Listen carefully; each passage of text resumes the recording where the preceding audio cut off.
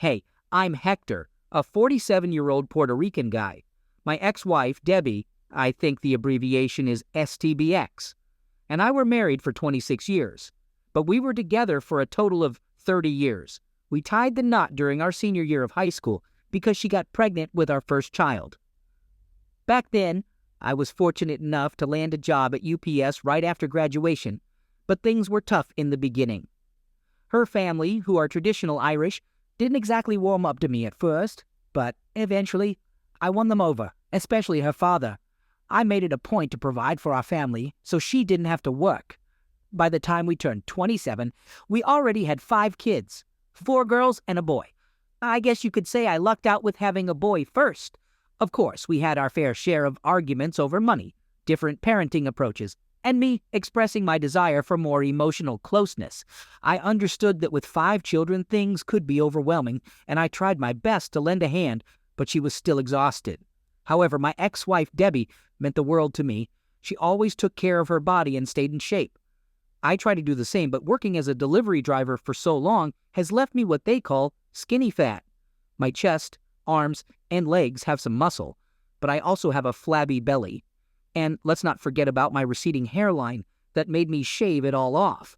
Still, Debbie was everything to me. There were moments when she would verbally attack me, and whenever I stood up for myself and fought back, she would turn into a crying bully, and it just wore me down. As the years passed, we ended up being the only married couple left in our circle of friends. All the others got divorced. Out of the 7 married couples we knew, 5 divorces were caused by the wives cheating, 1 was due to the husband's infidelity, and the last one happened because the wife friend-zoned her husband.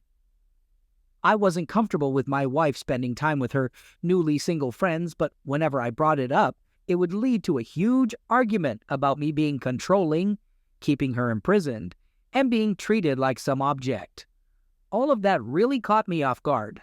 The more she spent time with her friends, the more she grew resentful. The kids noticed it too. I remember my son and 2 of my daughters arguing with her when I got home. While I understood their frustration, I scolded them for yelling at their mother. When they left the room, I asked her about the issue, and she told me that they see her as a servant. I asked her where this was coming from, but she brushed it off, shut down, and walked away. The day of revelation is still so clear in my memory. Debbie was out with her friends, and I was in the kitchen cooking while the kids were watching Train to Busan. Suddenly, my 3 oldest children came into the kitchen with worried expressions. Before I could even ask what was wrong, my son told me that they suspected their mother of having an affair. At first, I didn't believe it. I didn't want to believe it. I yelled at them, assuring them that they were mistaken, but then I decided to use the Find My iPhone app and discovered that she was at a bar on the outskirts of town. Without hesitation, I jumped into my truck and headed there. When I got to the bar, it was packed, but I spotted her group of friends acting like drunken fools in a corner booth.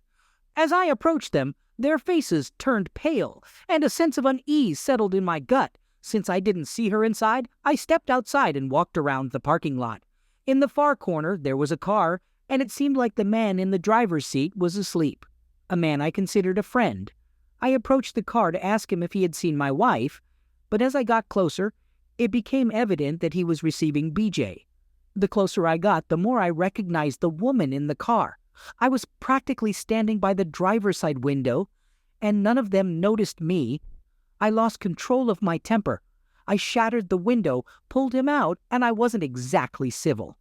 Debbie was screaming apologies repeatedly. I was shouting at her while kicking him. The police arrived shortly after, and I was arrested for offense and battery. I spent about 10 days in the county jail. I had to go to the infirmary because I thought I was having a heart attack, but it turned out to be broken heart syndrome. The news of my actions spread rapidly, and eventually my father-in-law bailed me out. He was almost in tears when I walked through those gates.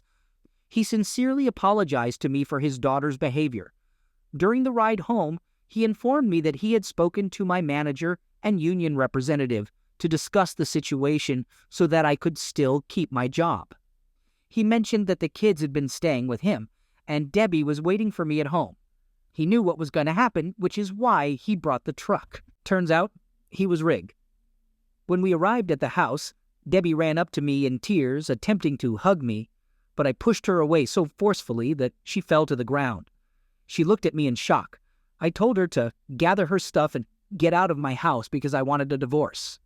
She tried to resist, but her father convinced her otherwise. About an hour after they left, my mother-in-law arrived with the kids, and I hugged them tightly. She also apologized for her daughter's behavior before leaving. Now, in my state, there's a mandatory requirement for couples counseling before granting a divorce. Honestly, I think it's complete nonsense. I don't understand why I have to go through counseling when she cheated. During the counseling sessions, I just sat there listening to her nonsense. It was nothing but blame shifting, blaming our young parenthood and her desire for a wild lifestyle. She got carried away with this so-called freedom, and her friends encouraged it. Eventually, she felt like she was missing something and started a fling. The counselor even tried a few times to make it my fault, telling me that I should have allowed her to explore and understand her perspective. I simply looked at the counselor and asked if she was smoking because that was the dumbest thing she could say. I asked Debbie how long she had been cheating on me with him, and she admitted it had been going on for 4 months. She insisted he was the only one and that it was a mistake we could move past because of our history together. Curiosity and anger drove me to ask more probing questions. Who initiated the closeness, her or him? How many times did she perform BJ on him? Did she swallow? Did they have unprotected closeness? Did he ejaculate inside her? Did they ever fall asleep together? Through her tearful stream of responses, she answered honestly, and I fell into a long silence. The counselor tried to talk to me twice during this, but I raised my finger to silence her. I thought about all the moments we shared before and during her affair. The laughter, the conversations, the closeness, and there was no hint of her being sad or angry. We were simply being ourselves. Finally, when I found my voice again, I brought up the times we were close during that period. I called her a 403, disregarding the counselor's attempt to correct me, and continued to hurl every insult in the book at her. Eventually, I told her she was tainted in my eyes. Once again, the counselor and Debbie tried to convince me that our history and relationship could overcome this mistake, but I didn't want to hear it anymore. It felt like they didn't care about my feelings in the matter. It was all about forgiving her and finding a way for me to move on and apologize to her for making her feel like a servant. So I made the decision to walk out. This contested divorce has been a tough and ongoing battle for the past 2 years. Debbie is still attempting to reconcile and get us back together, although I'm not sure why. Our conversations are strictly focused on the kids, and if she tries to talk about something else, I hang up on her. When it comes to family gatherings, I either avoid her or don't show up at all. Our oldest children have chosen not to communicate with her, and although I initially tried to encourage them to spend time with their mom, I now respect their decision. My in-laws visit my house regularly, and I know they've been trying to convince their daughter to finalize the divorce, but it hasn't been successful.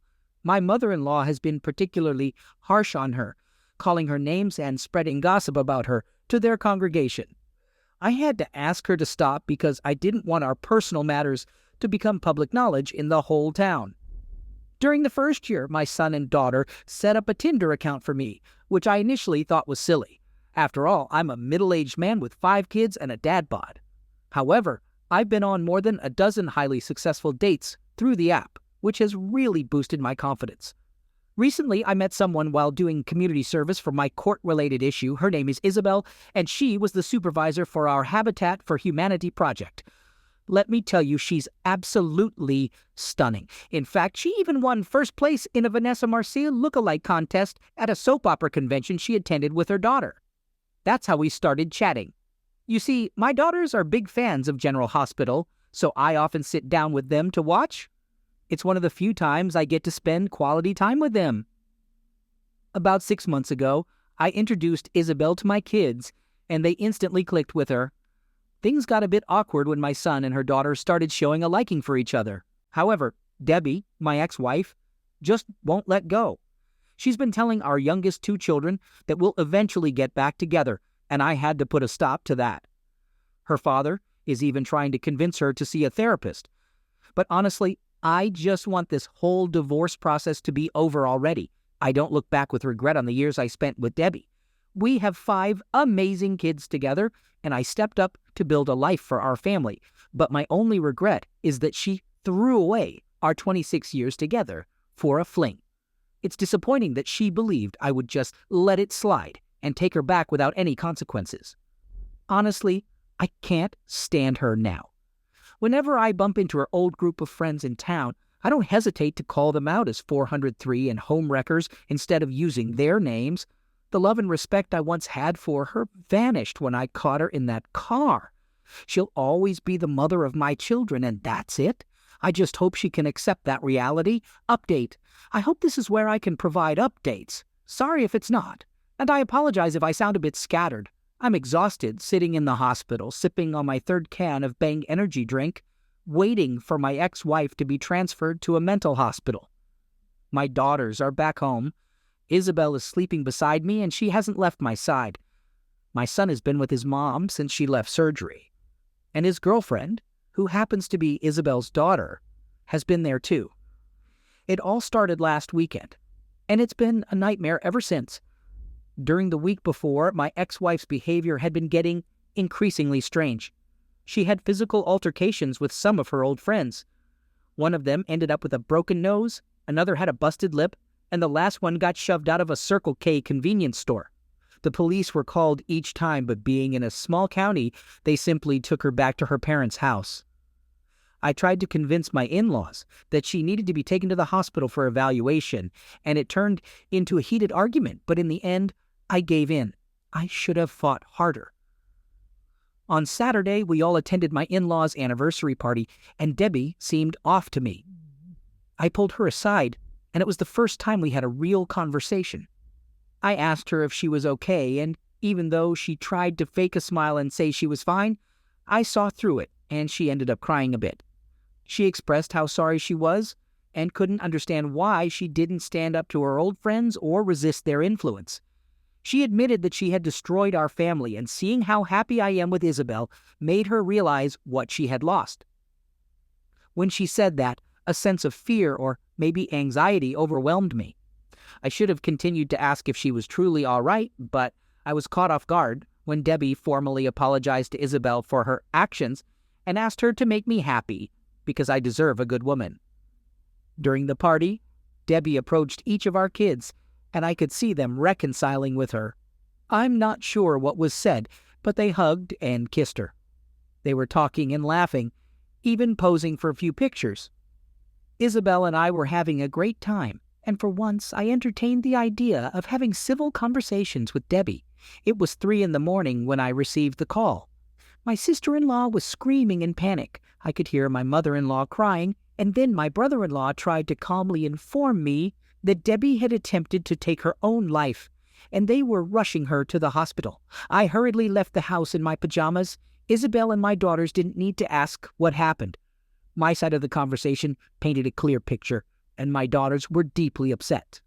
Debbie had cut wrists and would have passed if her brother hadn't needed to use the bathroom in the middle of the night. When I arrived at the hospital, my in-laws were in a terrible state. She had lost a significant amount of blood and was undergoing surgery to repair her arteries. I should have called my kids, but my mind was preoccupied. Then I saw my son casually walking towards me, asking why I was at the hospital. Reality hit me hard, and I struggled to hold back tears as I explained what had happened. He immediately ran towards the operating room. I made the calls to the rest of my kids, but they were already aware. My youngest had informed them, and they were on their way to the hospital. The surgery lasted 6 hours. Both my father-in-law and I donated our blood, since there was a shortage of her blood type at the hospital. My son couldn't participate in the operation, but he observed the surgery. All of my daughters were emotionally distressed. My eldest daughter, in particular, kept dwelling on what could have been, what should have been, and what would have been. I urged her to focus on the present and not the past. My other 3 daughters were pacing anxiously. When my son emerged from the operating room, he reassured us that she would be okay. As I hugged him, he collapsed into my arms, crying. I wanted to cry too, but I knew I had to stay strong for them. Late on Sunday, my mother-in-law discovered the final letters. Each of the kids received one, and I had a thick envelope with signed divorce papers and an 8-page apology letter. The letter emphasized that she was never truly unhappy in our marriage. She admitted to succumbing to peer pressure and feeling brainwashed by her so-called friends who made her believe she was just a servant. She expressed deep remorse for how she treated me, the kids, and for having the affair. That's the gist of it, in my own words. When Debbie woke up, she initially refused to talk and would just gaze out of the window. It went on like that for 2 days, and around that time, I asked about sharing updates because I needed a distraction. Gradually, she started acknowledging everyone, but there was a distance in her demeanor. It was as if she was disappointed to still be alive. Although she became more conversational as the days passed, her condition didn't improve. Debbie requested to speak with Isabel alone. After their conversation, Isabel informed me that Debbie asked her if she loves me because she could see the love I have for her. Isabel confirmed that she does love me and revealed that I was the first man she had been with since her husband passed away 15 years ago in Eastern Country. She asked me if Debbie's observation was correct, if I loved her, and I acknowledged it. This made Debbie happy. Debbie will be in a mental hospital for observation. The doctor informed her parents that it could take a year, maybe even 2, before she can be released. Although she may no longer be my wife or the woman I devoted all my love to, she remains the mother of our children, and I'm committed to ensuring her recovery for the sake of our kids. Second story. So, me, 24M, and my girlfriend, 23F, have been together for 2 years. We actually met at a party thrown by a mutual friend, and we instantly hit it off. Life has been pretty good for us. We're financially stable and living in the apartment my father gave me as a graduation gift. It used to belong to my grandfather, and since we already had a house, it was just sitting empty, so my dad passed it on to me. I really love my girlfriend. She's incredibly important to me. Since I don't have many close friends to confide in, she's the one who's always there to support me emotionally. However, due to her work, she had to temporarily move to a different state for 2 months. We talked on the phone every day, and I even planned a surprise for her, a whole day date, to make her happy when she returned. But when I mentioned the surprise and how excited I was, her reaction wasn't what I expected. She declined and said she just wanted to be alone. Normally, she never turns down surprises or anything like that, but hey, I understand that she might be tired. So I suggested we could reschedule the date for another day. She stopped replying to me, and I found this behavior quite strange. It seemed like she was trying to distance herself from me. Then, after a month, she suddenly suggests planning a vacation together. I'll keep it brief, I agreed, and we made all the arrangements. We went to the destination she chose, and we had a good time. However, during the vacation, she went alone to her friend's house. I had no idea her friend lived there, and she refused to let me join her. After we returned from the trip, she went back to her distant behavior. Now, after 2 months since our vacation, I finally discovered the reason behind her actions. Here's how it unfolded. I was in the bedroom while my girlfriend was in the shower, and her phone beeped. I couldn't help but notice the text that broke my heart. It said something like, "Hey, beautiful, did he go to sleep?" I was shocked and confused, so I started reading their conversations. It turns out she had been cheating on me with a guy she met during her work trip. There was even a photo of them together at our vacation spot, and they were discussing their closeness and how they managed to keep it a secret from me. I'm done. I don't know what to do with my life anymore. The only person I trusted has betrayed me. It's the night I found out she's cheating, but I haven't confronted her about it. I don't know what I should say to her, or how to handle this situation. Should I talk to her and ask her to end things with the other guy and try to work things out? If not, then how should I move forward? Can you suggest some ways for me to cope with this pain and move on? Update. It's been around 6 days since I shared the story about how my girlfriend of 2 years cheated on me and manipulated me into going on a vacation where she could meet up with her affair partner. After posting the story, I couldn't handle the emotions, so I left home that night and told her I was going to my friend's house. I couldn't sleep all night and spent the time reading the comments. People were suggesting that I should leave her because she's using me, and some even mentioned seeking revenge. But I don't want revenge. Despite everything she did to me, I still love her. I'm not angry, just I don't even know how to explain it. So I went to my parents' house and talked to my mother. I know it might sound strange to talk to your mother about this, but I don't have anyone else to discuss it with. Usually, I would talk to my girlfriend about these things, but not this time. My mother was shocked and devastated when I told her what happened. She had thought this girl would be perfect for me and was looking forward to our future together. She assured me not to worry and said that everything would be fine. That night, after thinking it through, I made up my mind to leave her for good and treat myself to a nice vacation or something similar. So I returned to my house, but here's the unbelievable part. It didn't even take her a night to invite her partner over and cheat on me in my own home.